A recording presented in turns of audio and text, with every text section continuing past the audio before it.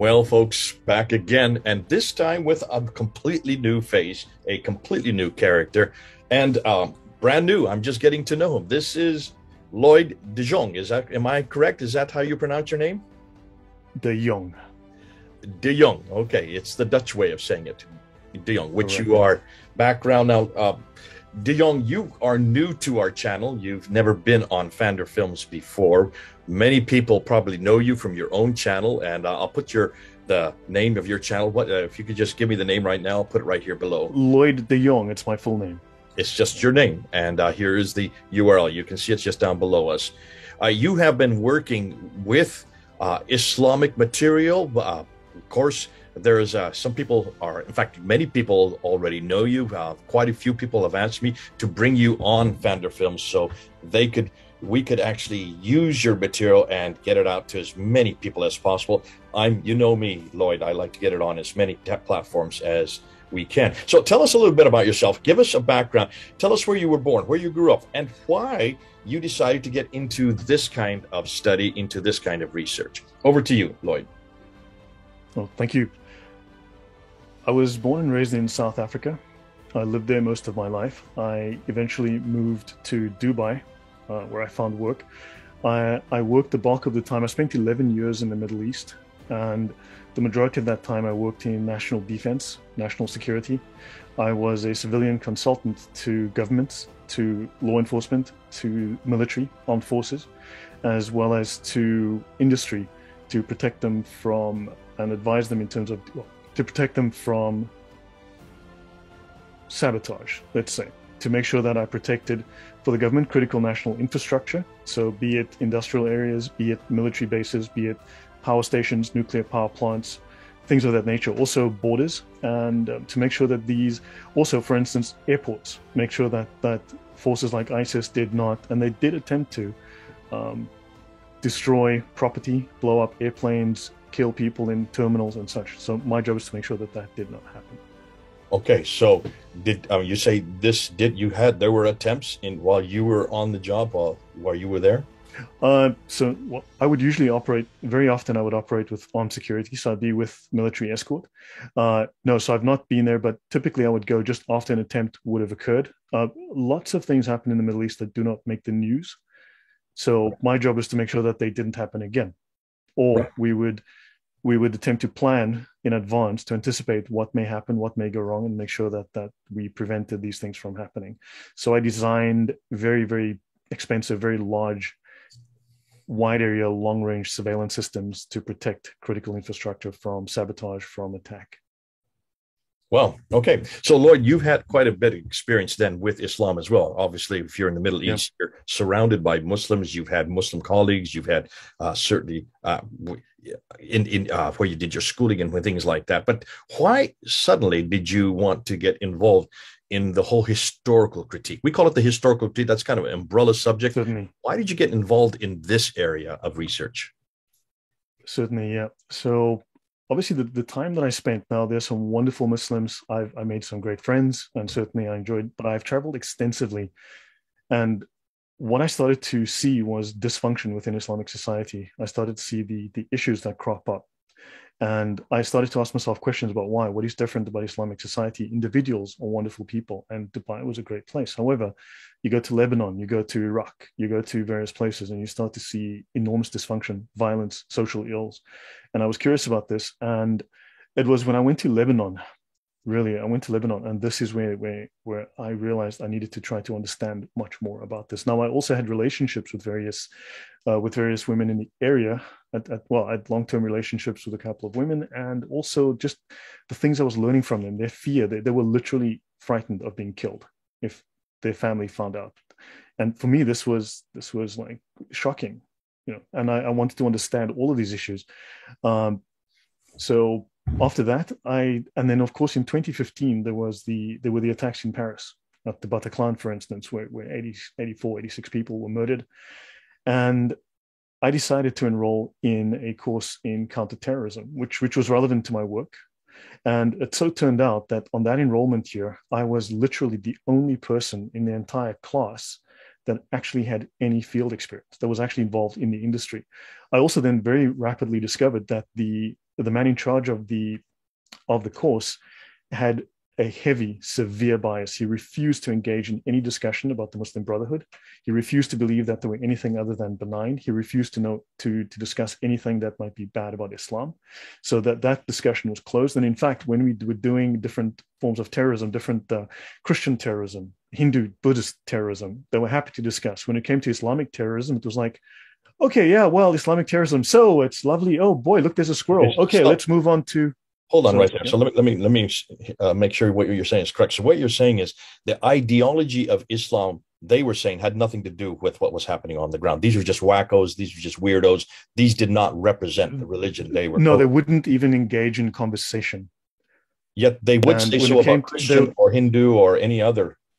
We could discuss it at any level of depth, take any amount of time. But when it came to discussing Islamic terrorism, it was, oh, there's a squirrel. Oh, gee, it's lunchtime. Guys, okay, well, come back tomorrow. We'll talk about Buddhists blowing things up.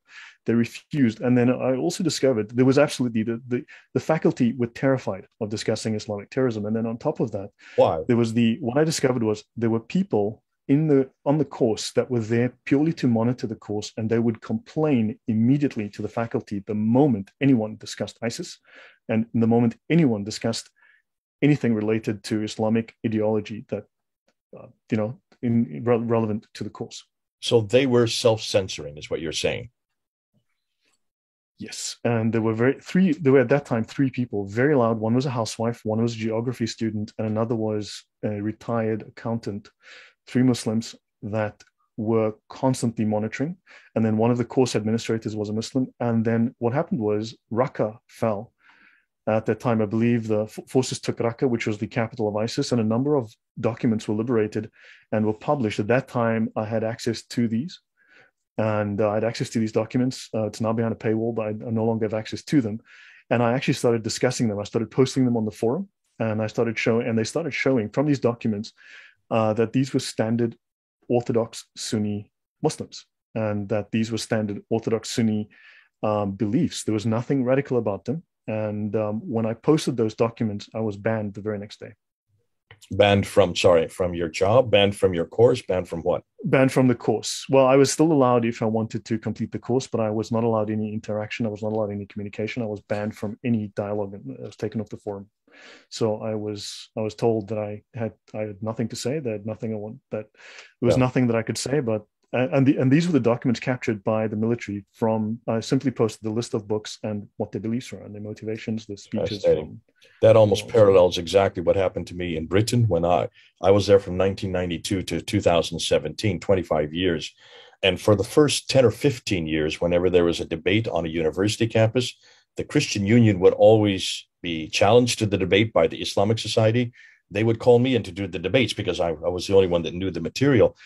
It was fine to begin with in the 1990s, but after 9/11, almost the day after 9/11, suddenly I was not permitted to say anything that violence had anything to do with Islam. I was thrown out of universities, and then by 2010, I could not get onto any universities. I was an Islamophobe, a hate preacher, because I dared to say that much of this violence you can find in the Quran, you can find in the Prophet's own example. So what you found in the security field, I found in the academic field. This was at university. This was in academia, in a European university. Yeah. Okay, so it's rampant all over, but not just in Britain. It's what country were you in at this time when you did your study?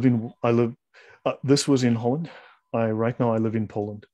This is in Holland that this is going on. Probably not the same problem in Poland that you found in Holland. Am I guessing? Right, correct? No. Fortunately not. All right. So you have a lot more freedom to say what you want to in Poland, unlike in Holland or Germany or Britain or France. So, okay, that's a little background. Now, you were interested in then really digging down into the ideology. When did you get into the historical critique, looking at the history of Islam? So, what was very interesting was within the documents that were taken from ISIS, there were two things that I posted that really caused offense. One was a contract of dimitude. a demi contract. Define dimitude for the people who are listening. Protection. A demi would be defined. A demi is effectively, under Islamic law, a prisoner of war. Okay. The word itself, though, means to be protected. It's considered to be a protected of those who are not Muslims. It's a euphemism. Islam is full of wonderful euphemisms that don't that it's a euphemism. Let's say you're a prisoner of war. For all practical purposes, you're a prisoner of war, and it's a document that you sign that you will abide by the rules, or you will be treated as a enemy combatant. This is really what it comes down to. And I published this document, and I looked at the idea of the Pact of Umar, or the ideas, and this went into extensive detail. So from there, I started to look at the historical applications of this, and I found they were identical. Okay. Before you go on, define the Pact of Umar. Some people will not know what you're talking about. So this is simply a list of rules by which you will abide as a non-Muslim living under Islamic Umar? Rule. Which Umar are you referring to here? This would be the Caliph Umar. So this would be the Caliph Umar that followed after Muhammad. So he's one of the four rightly guided caliphs. Abu Bakr Umar, 634 to 644, the 10-year period, Umar living there in Medina. This is what the Islamic traditions tell us, this Umar. Correct. So it's colloquially termed Pact of Umar, but so this is the contract of dimitude, and this was essentially identical to what had been happening historically. And I realized this was very interesting, and I wanted to know, and then I discovered another document within that was very, very popular amongst the ISIS troops, ones that they studied, ones that they learned, and this was an actual Sharia manual. Now, the word Sharia is thrown around a lot, and I realized, wait, for instance, Muslims want Sharia for Britain, they want Sharia for America, they want to live under Sharia law. And everyone seems to think that Sharia is just verses of the Quran, but actually it is far more extensive. If you ask yourself the question, Islam is a religion of law, then we need to ask ourselves, what are its laws? It has a full legal system, it has a full political system. So the Sharia is this legal and political system written down, just like you have the Constitution and you have laws in the United States. So therefore, the Sharia is a replacement legal system for this, a replacement political system for this. And the one book that was the most commonly used, there were numerous, but the one that was the most accessible and the most commonly used was one called The Reliance of the Traveler, or the Umdat al-Salik. And I started to study this extensively. And when I published that, when I put that on the forum, along with the admins, the monitors, the hall monitors, the Korans in the university forum went insane. Yeah. Okay. Now, obviously, for those of you who are, for many people, may won't see the significance of what Lloyd's saying. Most of us have grown up in the West, where we separate church and state because of the Christian ideal, because of the fact we live in the memory of a Christian environment. The state has its directives, the church has its directives, and neither of the twain should meet. Christ said, give to Caesar what belongs to Caesar, give to God what belongs to God, which has created and set the model that we all use in the West. In Islam, they don't have that model. The mosque and the state are melded together as a theological entity. So a Muslim, what they do politically is a religious act. What they do in a context of war is a religious act. What they do when they go to the mosque is a religious act. Well, how they dress, walk, talk, eat, sleep is a religious act. So what Lloyd's saying is this idea that the whole dimitude and the laws that are in the principles that were created by Umar, which is modeled by Muhammad, these are all religious acts. It is not something that they separate.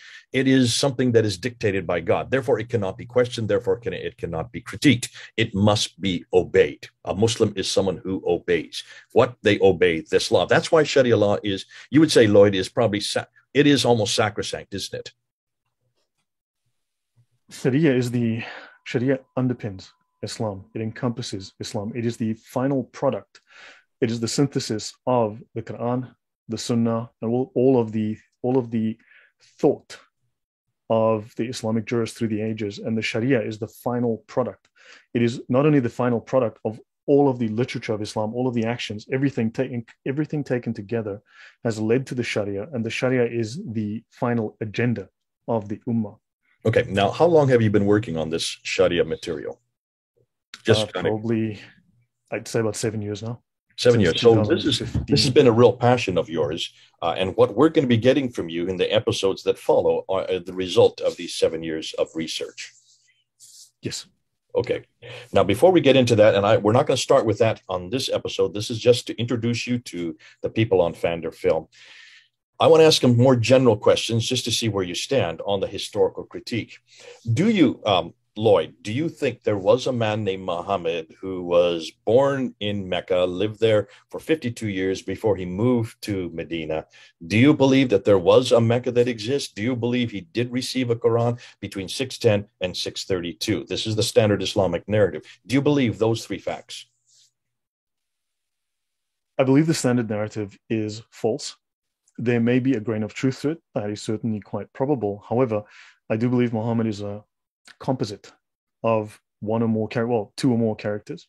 Okay. I believe the dates are questionable. I believe the events are embellished. And as we go through the Sharia, I will also explicitly show how Sharia requires Muslims to embellish. It requires them to prettify, to beautify, to improve upon stories. You will see this as explicit in the Sharia law. It requires this. So they have to do this. And so, yes, I don't think the Islamic narrative as received is true. I do think there may have been one or more people. In fact, it's probable they took some person that perhaps had a legal background, some person that had as a military leader, someone who sort of had maybe visions, and they kind of mashed them all together. And I can even show that, as we will see, as we go through, you'll find there are numerous influences within Islam. We can go back well before the 7th century, and we can find numerous influences where Islam is drawn from. And I will show you one where there's certain striking parallels with a certain pagan Gnostic as well from Greece. So we'll find that they've taken ideas, they've absorbed ideas from many, many different sources, and they've combined them. So I do think when you say they, are you talking about they who live in Mecca and Medina, Hijaz, central part of Arabia, or would these people have lived much further north? Sharia law, almost certainly. So the Sharia, now I know that everyone's going to go, but Sharia means law. No, it doesn't. It has a completely different meaning, but it's taken to mean law. And the Muslim scholars commonly say Sharia law. When they mean fiqh, there's a distinction. However, if you go back in history to the first millennium up to the 4th century, you'll find some antecedents to what we call the Sharia today within Yemen. Right? You can go back politically and legally within Yemen. However, according to the scholarly view, Iraq, that area, so the east, is where Sharia was established, the fundamental bases, and it's derived largely from, not exclusively from, but largely from the Jewish Talmud. So you're looking at a synthesis of the Jewish Talmud and, of course, the seminaries and you're looking at around Baghdad, Iraq, Kufa, and so on. Okay, so this is much further north. In some ways, it's not really that important where we place it because, as you well know, and as the Standard Islamic Narrative tells us, the 4 laws of fiqh, the Safi, the Maliki, the Hanbali, the Hanafi, these 4 schools only begin to appear in the 9th century anyways. And they do appear much further north, not down in the south. So the majority of the scholars are certainly there. Yeah, and the Standard Islamic Narrative agrees with that. So we're not disputing that. Obviously, the historical critique that most of us are working on, the Sin-Sifters, those of us who are sifting the material, as we're going to do with you, we're going to stick through this this material that you have come up with, the Sharia, the 4 laws of fiqh, and we're going to see what comes out. We're going to see where it comes from. We're going to see exactly when it was put together and who put it together and why. So I'm looking forward to this. This is going to be fun. Lloyd, listen, terrific to have you on board. You're a completely new face for us. You're a completely new set of ideas for us. You're arguing a whole category that none of us have really talked about. And that is looking at the other structure, not the theological structure of Islam, the whole political and law of Islam, where it came from, and hugely important, as we've seen, because it is as important as the theology and as the revelation itself. So this will be fun, unpacking it, fun, looking and see your looking and picking your mind, so to speak, to try to find out where we can use this and how we can use this and how Muslims will deal with it. We're going to have to leave here at this point. I want to just thank you, because you're the one that actually contacted me. I've had many other people say, you've got to get Lloyd on board. This guy, he's going to blow open everything we've known about Shariah Law. So I'm hoping that'll be the case. Nonetheless, it's going to take some time. So we're going to do a series of episodes just to warn the people who are here. We keep episodes to 20 to 30 minutes. All of you listening to what Lloyd's going to be saying, do comment. You've got the comment box right there at the bottom. Let's hear what your comeback is. Let's see if you agree with what Lloyd's saying. And if you don't, then say so. And Lloyd will be looking at your comments. I'm going to give his YouTube channel. Here it is right here. I'm just putting it again, Lloyd DeJongh, and you can see the URL. Go to his channel. How many videos do you think you would say, estimate you have on your channel now? Well over 100. Well over 100. Okay. And make sure you subscribe to his channel. Lloyd DeJongh, just put that in there. You can see it there. It's written down below. Put it in there in the YouTube box, and it'll take you right to it. And listen, do sit and subscribe, but do respond. We want to hear a response. We want the discussion to carry on. Thanks, Lloyd, for coming on board. Thanks for helping us to understand this side of Islam that many of us don't. This is Lloyd. Thank you, Jay. It's an honor. Lloyd in Poland. I'm here in the United States, thousands of miles apart. We can almost shake hands. It seems like with Zoom. It's great to have this technology. God bless you all. This is Jay and Lloyd, over and out.